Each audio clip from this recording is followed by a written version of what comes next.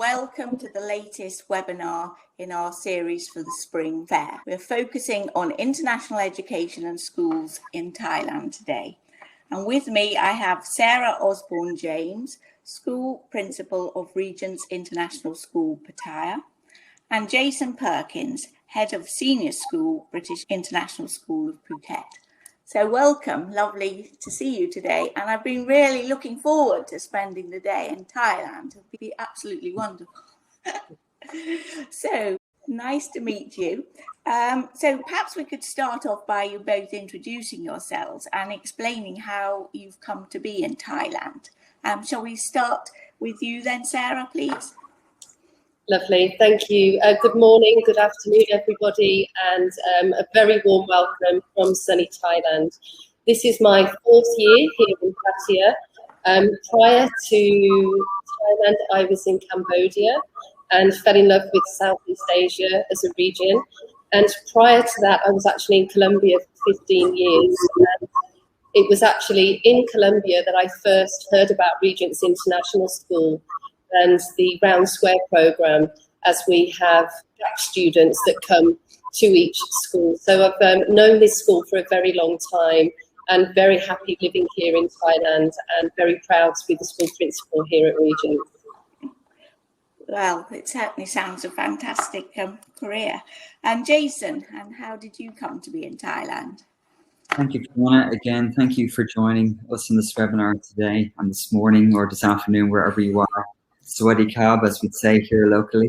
I'm currently the head of senior school here at the LAHC in Phuket, of course.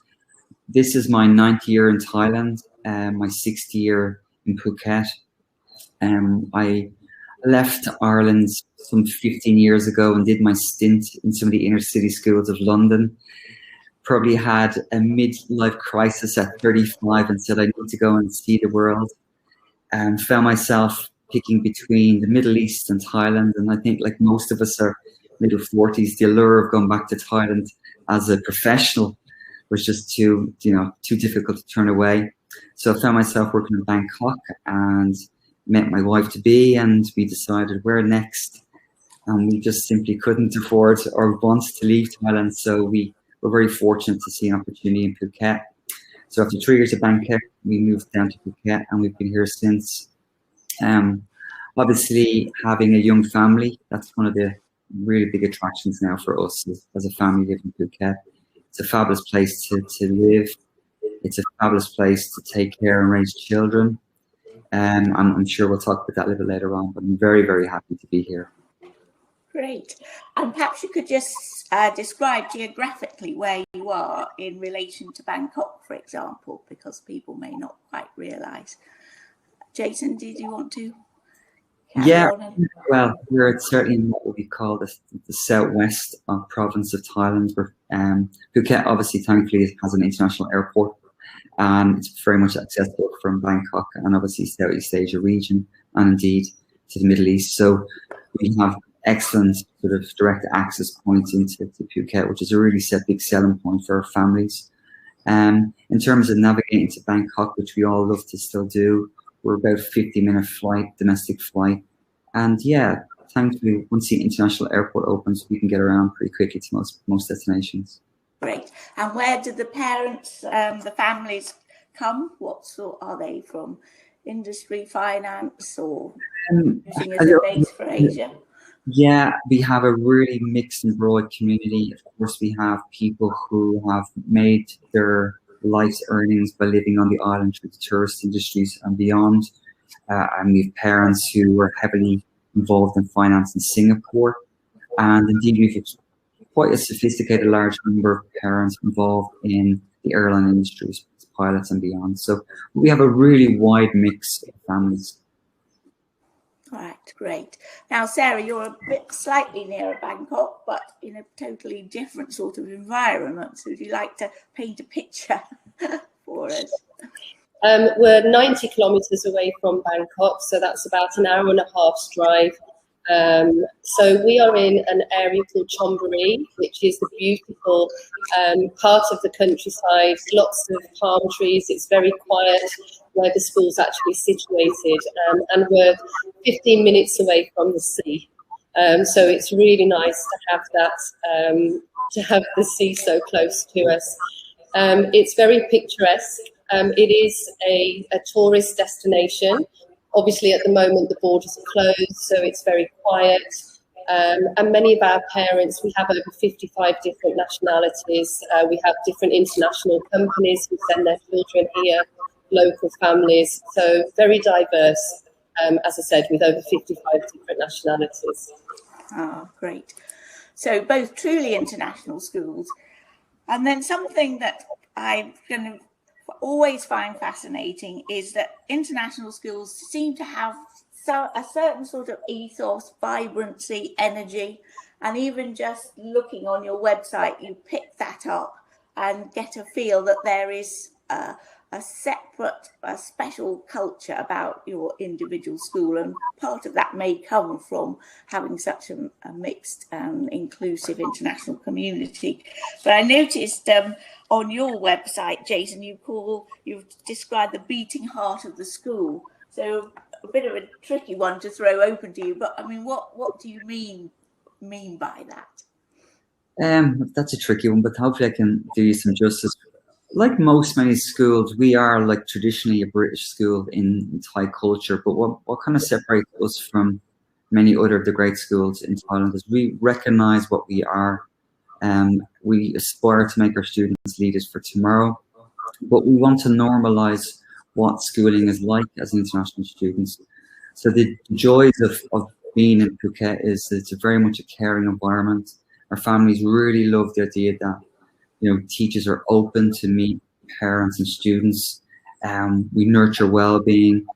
We have a lot of academies, sporting academies and academic academies in the school. So our job is really to get kids flourishing, we ignite passion. So that the beating heart of our school is really parent and the school partnership.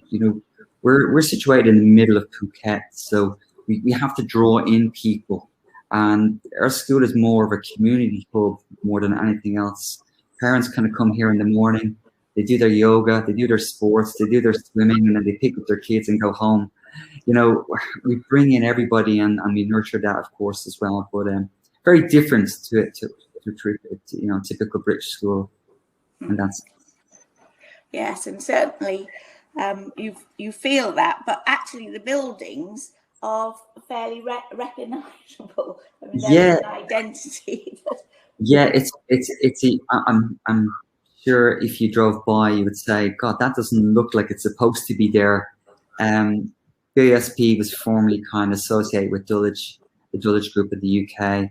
So they kind of sort of McDonaldized the building and planted it in the hills of Phuket. And it's a wonderful building. There's no doubt about that. Obviously, many of the Thai locals think it looks like Harry Potter's building, but it actually attracts a lot of Thai graduates from the local universities. They actually take their graduation photographs outside their school, which is pretty unique. But yeah, it's a kind of like, I have to be careful how I phrase this without sounding elitist, but it is a kind of school on the hill, if you get my idea. Very iconic, very old. We're here 25 years, well established. So yeah, it stands out. But the green area of the school is what's probably most impressive, and certainly from families coming from Hong Kong and Singapore, probably a bit like Sarah would say the same.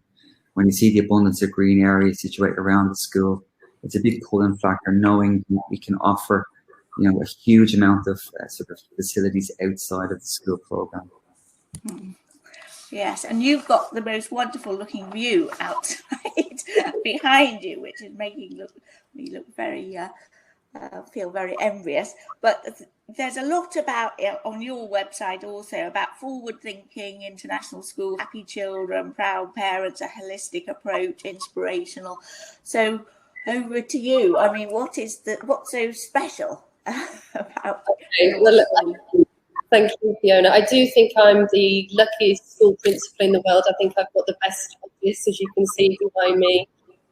My office is in the clock tower overlooking the Oval. The school's been around for over 25 years now. So similar to Jason's, it's got a solid reputation. Our exam results have been above world average consistently. But it's, not just about the academic results, as Jason mentioned, it's about all of the other opportunities that our students have and community members have. We're also a Nord Anglia school, so we're part of a network of schools. There are 69 schools in our family, and that gives us additional benefits. So we have collaborations with Juilliard Performing Arts, with MIT, with UNICEF, for example.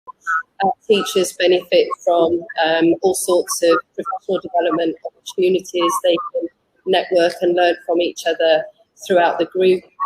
And our families can also move around easily between the schools.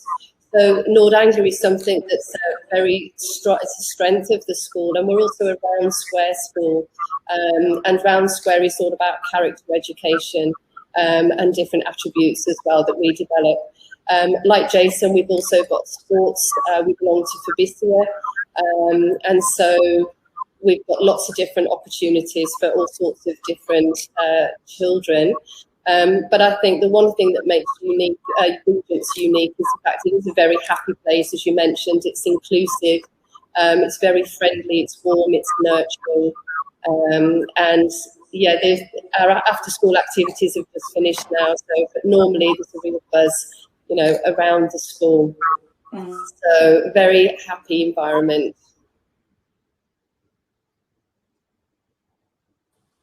So over to the academic side of things. So what curriculums, Sarah, just while we're with you, what are the curriculums you teach also all through the school? If you can just sort of talk through whatever age range is.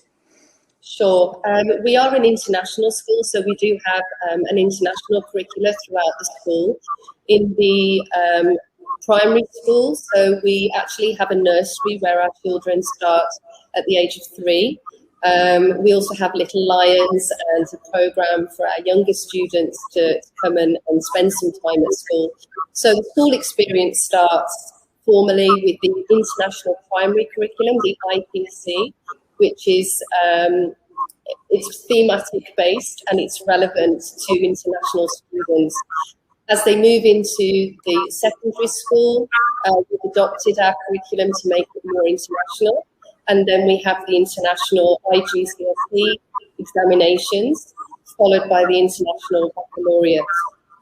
We are also a boarding school, so we do have a number of students that stay on campus, and they also can benefit from additional academic support after school. And as I mentioned previously, our academic results have been consistently above the world average over the years. Excellent. So that's a really good summary. Thank you. And we'll come back, pick up the boarding in a minute, because I know that's very important in your area. Jason, could you give us a similar sort of summary of the age ranges and curriculum? We pretty much mirror Sarah's kind of curriculum structure through the school as well in terms of ages. You have little lions, we have little ducks. I don't know where that came from, but actually my daughter starts there on Thursday, so it's a proud moment. She's not even 2 yet, and she's starting her first kind of introductory sessions in the Little Ducks pre-nursery program on Thursday, so I have to be there for that. Following that, we've got obviously nursery at 3. That's when we kind of kick in the mainstream education, following on through the key stages through primary. Again, we had visions of going towards a PYP, MIP, full IB curriculum at one point in time, but we wanted to uphold the British dynamic to the school. So certainly at the lower key stages, we've held firm and said, right, we're going to remain a British school, British international school. So we kept it within the framework of the key stages coming out of the UK. When we come into secondary, of course, we have a very sort of dynamic key stage 3. We sort of, over the last few years, we've been rethinking and restructuring how we want to kind of change that and adapt that based on the changes coming out of the UK as well. So we're pretty much looking at what's happening in the UK, certainly over the last year, and working towards recreating a new curriculum in key stage 3. One that includes more opportunities to develop our students' so they can sort of successfully navigate the pathways throughout the school into IG and beyond. So obviously, service learning is a key aspect of that, and also the awareness of diversity and inclusion as well. So we're trying to get those kind of facets of learning into the curriculum more so. Key stage 4, we follow pretty much Cambridge all the way through in terms of our subjects, and then obviously in my remit, we're predominantly an IB school in terms of diploma. And when we have students in what we call our sixth form, typically about 120 students, we have all different types of students in that remit, from, students dedicated, academics, to students who are using academics and sport and talent to go to the top universities in America through NCAA. So we've got a real dynamic kind of upper school in terms of where they go. And I'm sure we'll talk about university places later on, but likewise with Sarah, we're really competitive with results. As a non-selective school, again, we welcome and offer pathways to all different types of students. So yeah, it's a really good opportunity school, and it's a very good inclusive school of all for all learners. And just to be clear for parents not familiar with what Cambridge is, so that's IGCSEs that you offer. Yes, yeah. And then you go over to the IB. And Sarah, you're following the IB all the way through the school? No, it's the IPC. IPC, yes, which is similar. Yes. Yeah, it's very similar to PYP, but it is based on UK standards. So that's where we do have a little bit of the British influence, and then the IB program for the diploma. And they graduate at 18. Yeah, brilliant. Okay. So just a bit more on academics. We've obviously been through this dreadful year of COVID and science and technology and STEM and STEAM. The future young people will need to combine all these sorts of science, maths, engineering, technology, plus preparing for careers of the names of which we don't know what they'll be yet.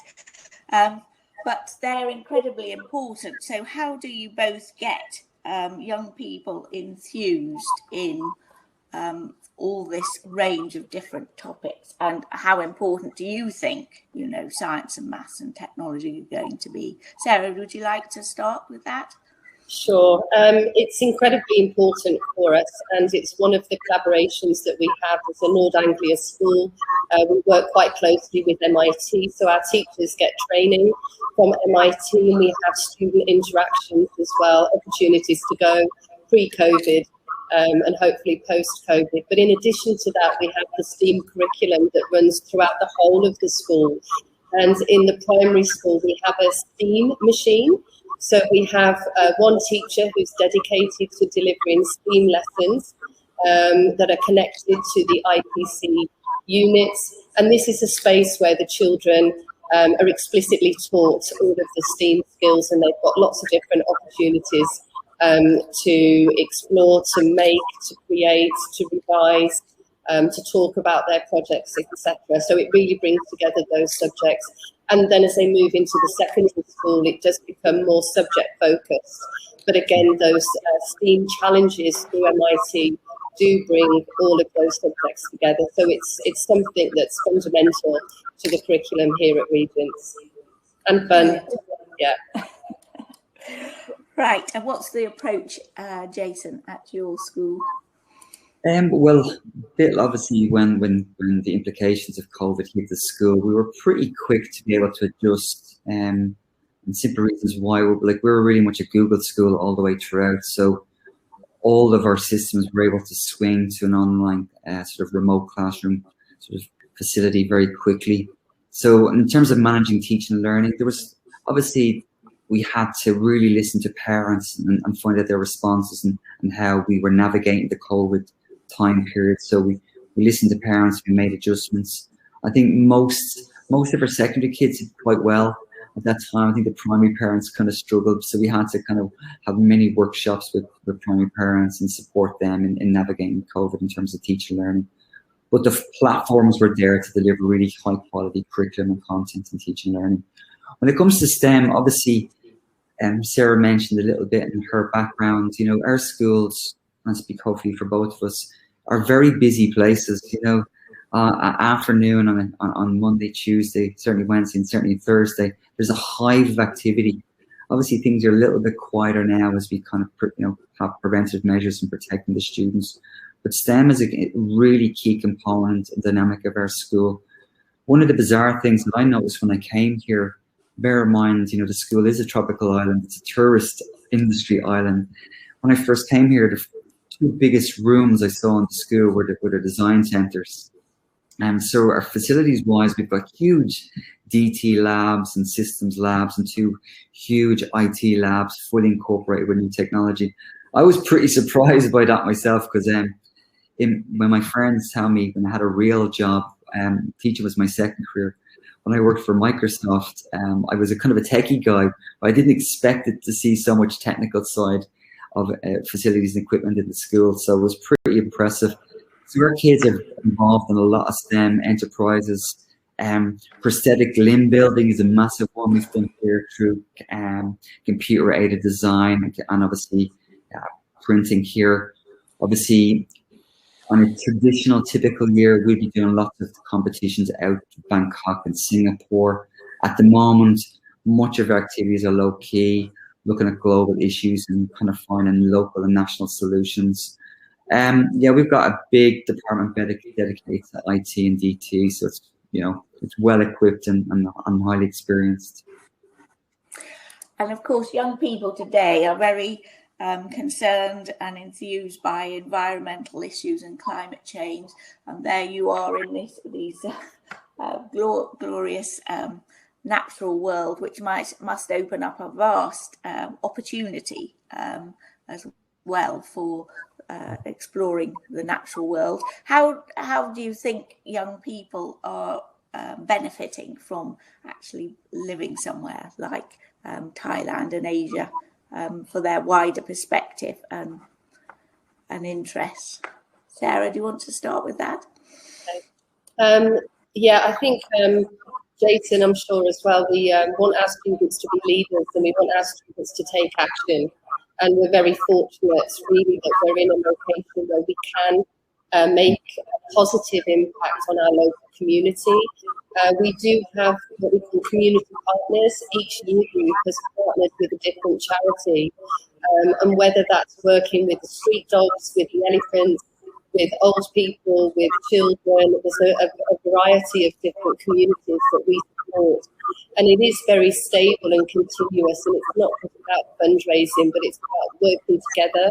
It's about making a difference and having that ongoing partnership, which is based on equal terms. So we're very proud of that, and really that's at the heart of the Round Square programme, which is about community service, obviously leading into the International Baccalaureate programme as well with CAS, which is a requirement.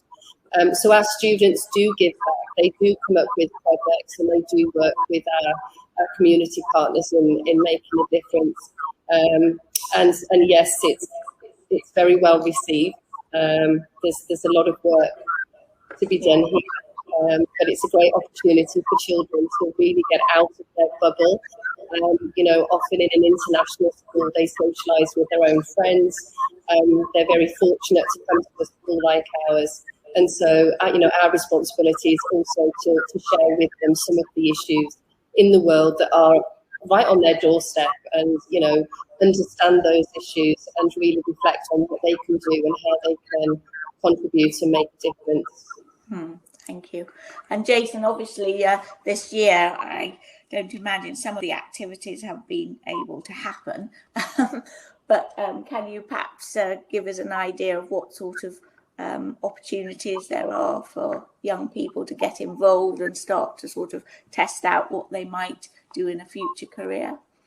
Yeah, I think it's a really interesting point when it comes to service learning or meaningful social justice. A lot of the time students need to be trained in this, and I think COVID really provided us with an opportunity to rethink our own culture and how we work with partners as well in terms of the charitable organizations that we work with. Let's not forget, in our schools in general here, our students are very privileged.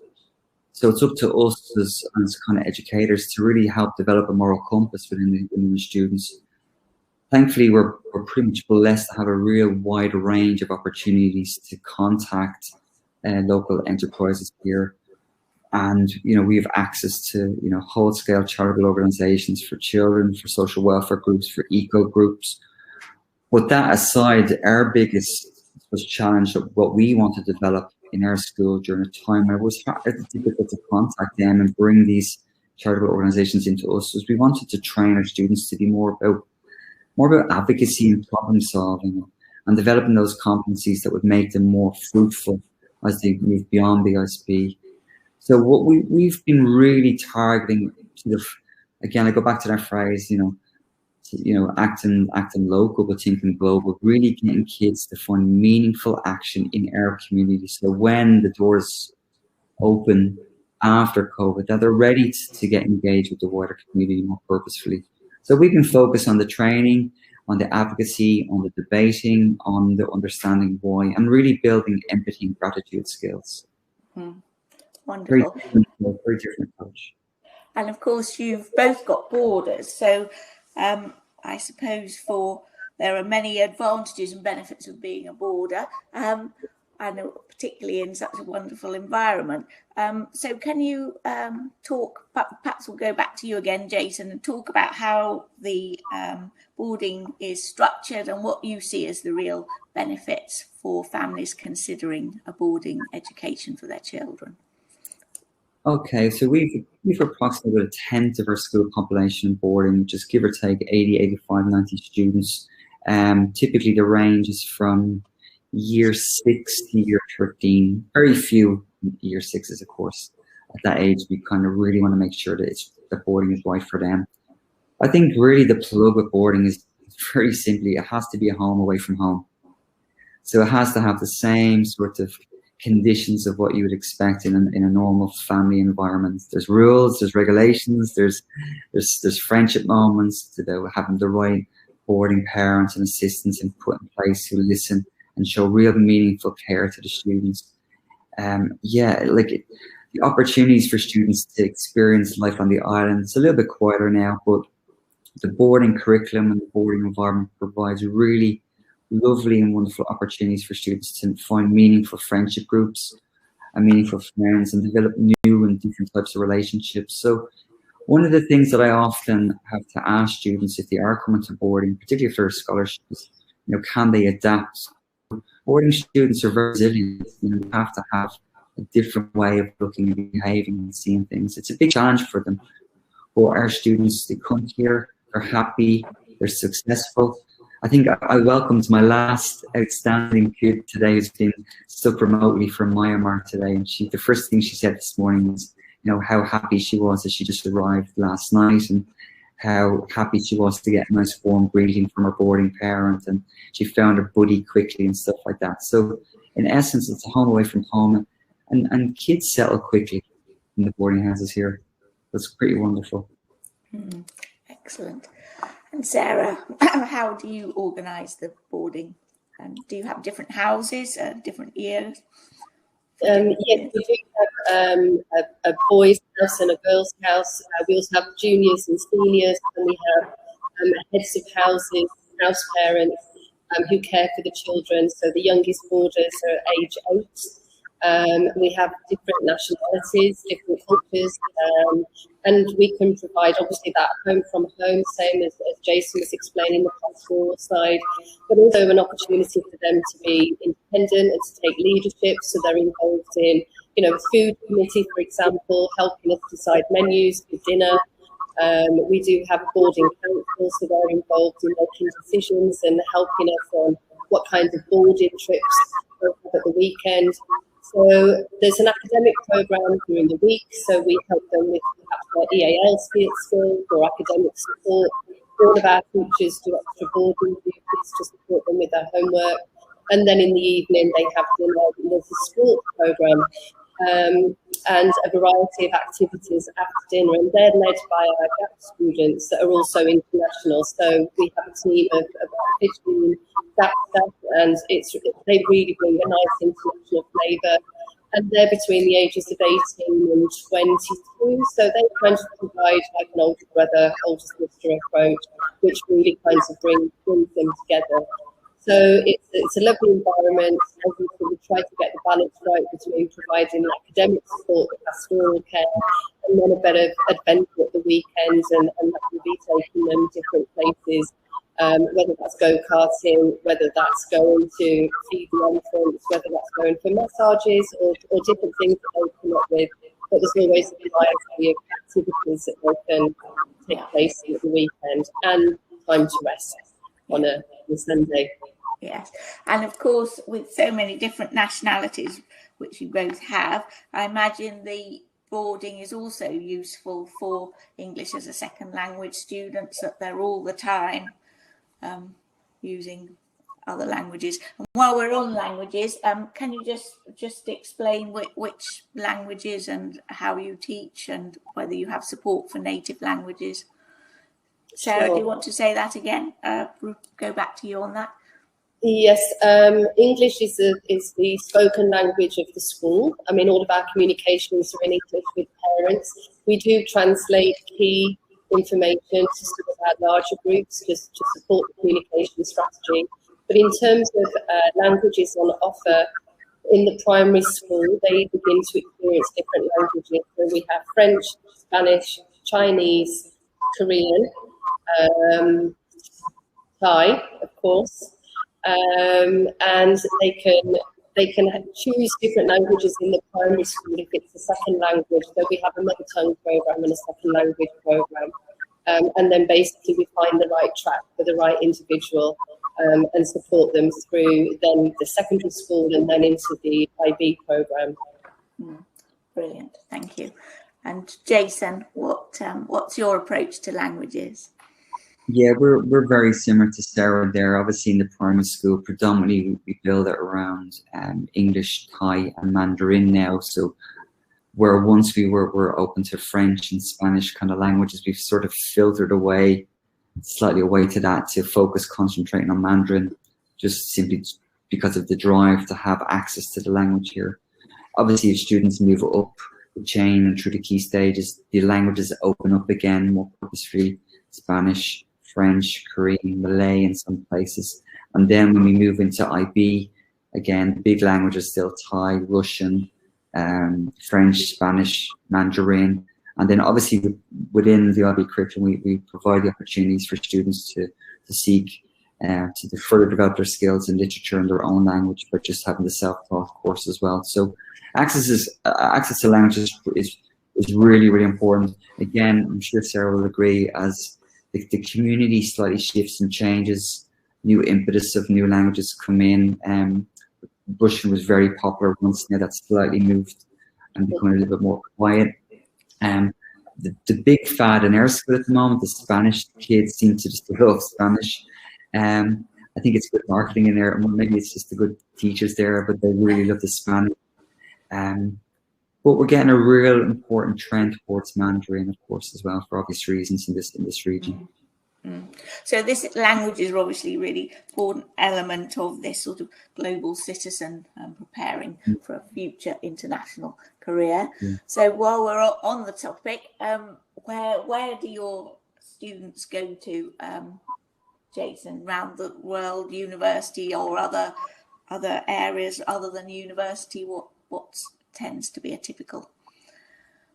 Our kids, first they successfully graduate, so we tend to get 100% graduation through the IB diploma program, which is amazing. Again, most of our students achieve over 33 points. Our average is 33. Our kids go everywhere, Fiona. Last year was a pretty unique year, but we followed the same similar trend. 50% of students who graduated in 2020 and 2019 went to the States. The other remaining went to the UK. Obviously, there are trends going towards Holland and Germany and Australia too, with a little bit here and there in Singapore and Hong Kong. But we send our kids absolutely everywhere. And I think that's the trend. The trend is continuing as students begin to realize that maybe they don't have a first choice in mind. The allure of the States and the holistic approach at the universities in America are more suited. We also, so that's kind of your mainstream academic students, if you want to put it like that. But we also have a significant number of student athletes who also use both their sporting capabilities and successes as a means and tracked to access universities as well. So we've got some, good swimmers going to Florida University. So we support multiple students in multiple pathways, but again, it's a 50-50 split between the States and UK/Europe. Right. And what's the pattern for your students, Sarah? Okay, very similar. We have students go to universities all around the world. 25% of our students last year went to top 50 universities. So they go to the UK, North America, Europe. We have a college counsellor who supports them with all of their applications and helps parents as well with the process. So the world's their oyster, really. They can go anywhere, and they do, and they often get one or two different options, and then have to face a decision about where they're going to go. So we do support them through that, because it can be overwhelming. So many different opportunities out there. Yes, and I suppose being part of the Nord Anglia group as well, there's connections across the whole group of where there might be students and. Sure, and we do share things like university fairs as well, so we are able to make sure our students get all of the right advice so they can make an informed decision. Yes, brilliant.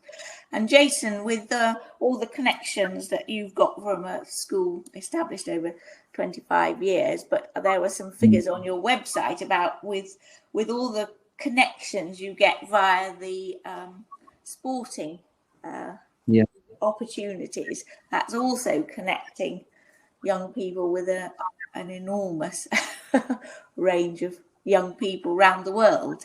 Do you find that? Just tell us a little bit about the sporting facilities and your young sports people.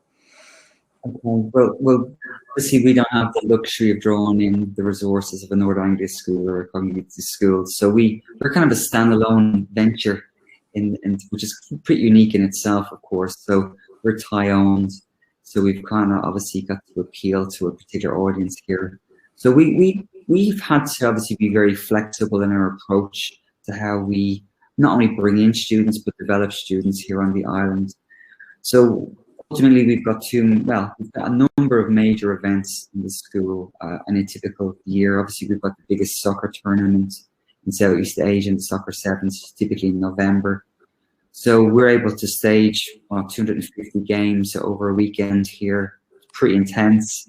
It's a pretty spectacular event, and obviously we get everybody involved. And in an average year, it's super. We've teams from Regents, of course, there as well. It's brilliant to see some of my old football mates I used to play with in Bangkok here.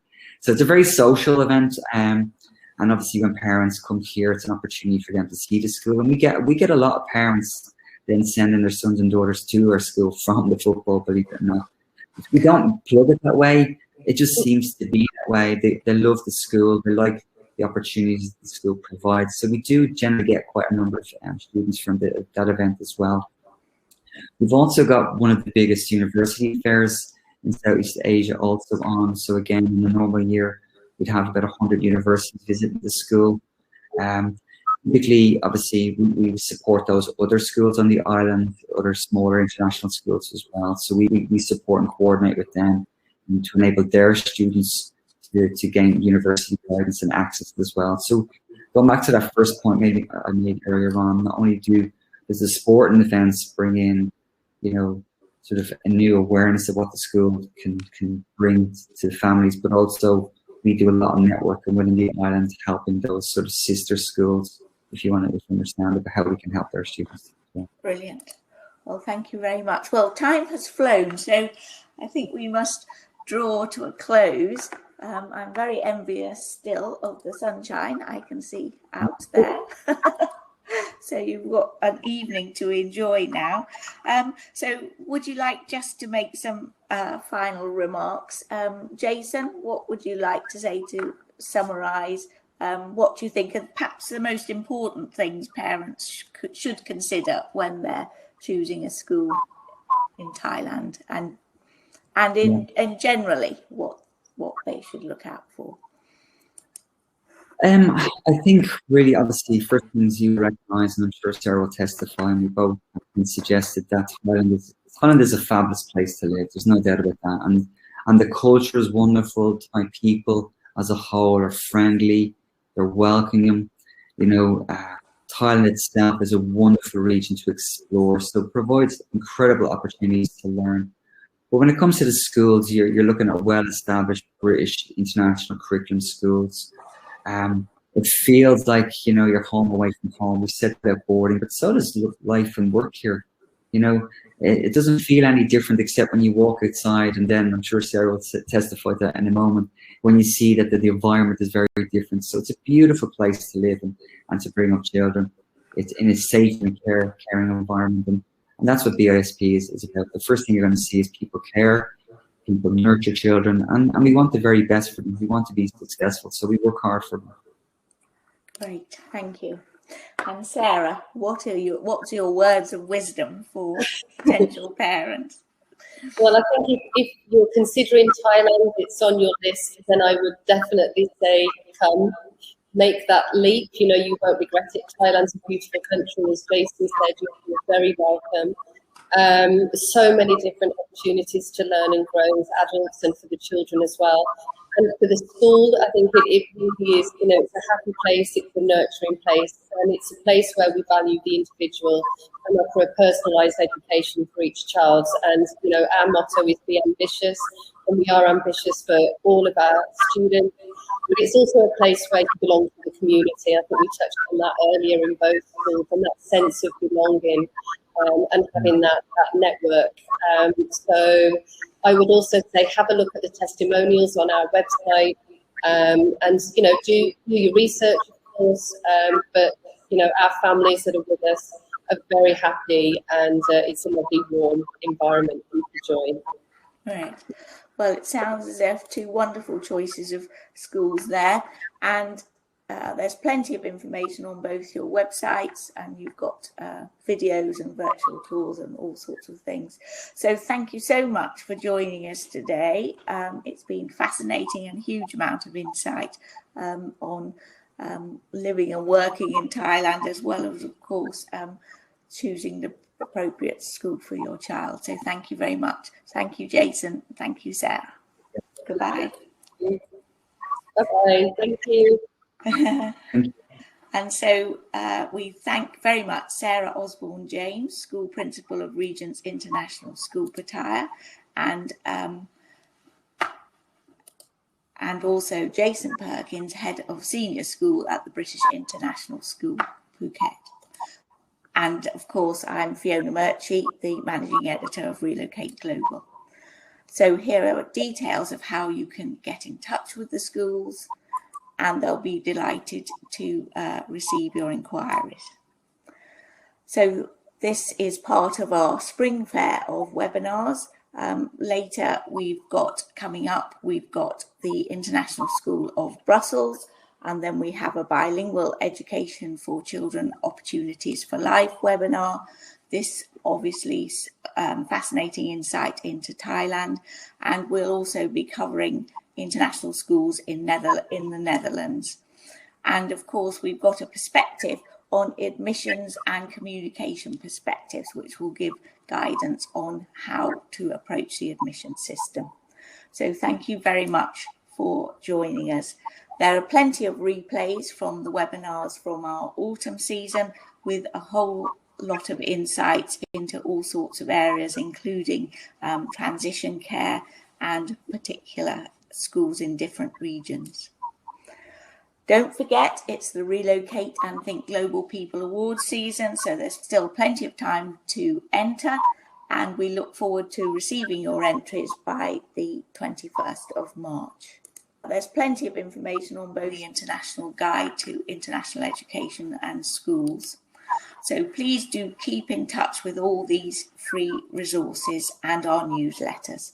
Thank you very much for watching our webinar today, and please get in touch for further information about the schools and contact them direct.